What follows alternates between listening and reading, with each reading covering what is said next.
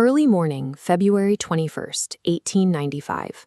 A local man walking the towpath near Richmond's Old Deer Park notices a small shape resting on the ice. When he steps closer, he finds the body of a baby girl. Within days, police trace the infant back to a 23-year-old mother named Amy Gregory.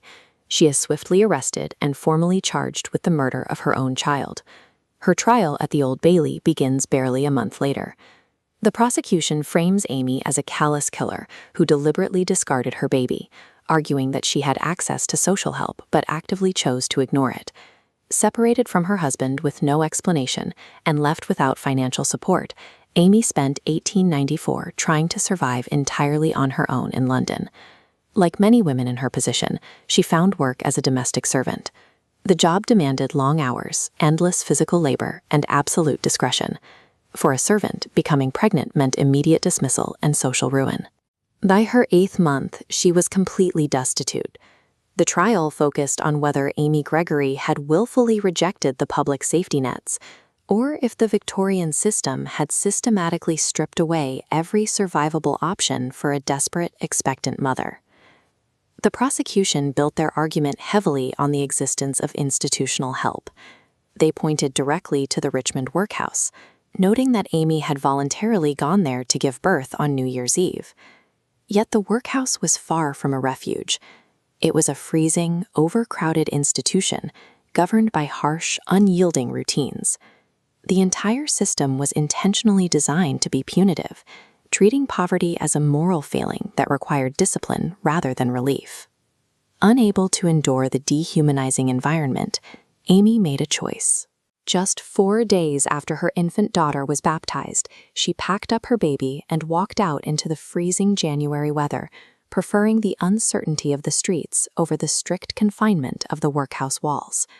This illustrates the impossible economics of Victorian poverty. A local woman demanded 5 shillings a week for childcare. Amy was caught in an inescapable loop.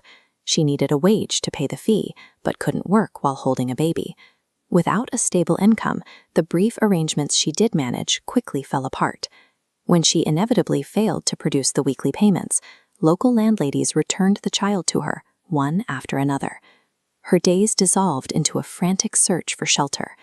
During the coldest weeks of winter, she wandered the streets, knocking on doors, asking for small amounts of money, and offering to sell her newborn's clothes for a few pence. With her options exhausted, she turned to the very last place she knew. She carried her baby to her own father's house, pleaded for entry, and was turned away into the winter night. By the evening of February 20th, Amy had reached her physical limit. She was starving, exhausted from walking, and paralyzed by worry. The intense distress caused her to lose her breast milk entirely, leaving her with absolutely no way to feed her child. Out by the river, the child succumbed to starvation and the freezing temperatures, eventually dying in her mother's arms. Broken and completely out of options, Amy left the body by the towpath and walked away. Hearing these facts, the jury returned a guilty verdict, but they attached a specific, urgent plea for mercy, citing the extreme poverty and distress that led to the child's death. The judge ignored their request completely and sentenced Amy to death by hanging. The ruling proved that the legal system was structured to punish the desperate, essentially criminalizing the state of being poor. The severe sentence triggered an immediate media explosion. Newspapers across the country picked up Amy's story, publishing editorials that condemned the judge's ruling and exposed the brutal conditions that led to the tragedy. A fierce public debate emerged.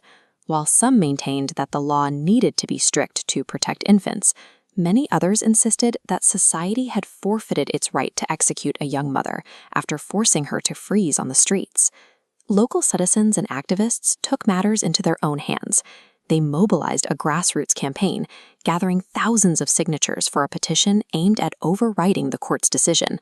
The sheer weight of public pressure became impossible to ignore. The Home Secretary intervened, advising Queen Victoria to grant a reprieve, which successfully commuted Amy's death sentence.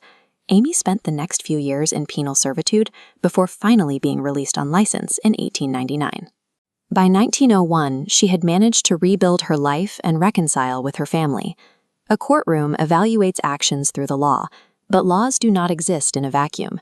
When society fails to provide a humane safety net, the legal system punishes the wreckage of systemic abandonment.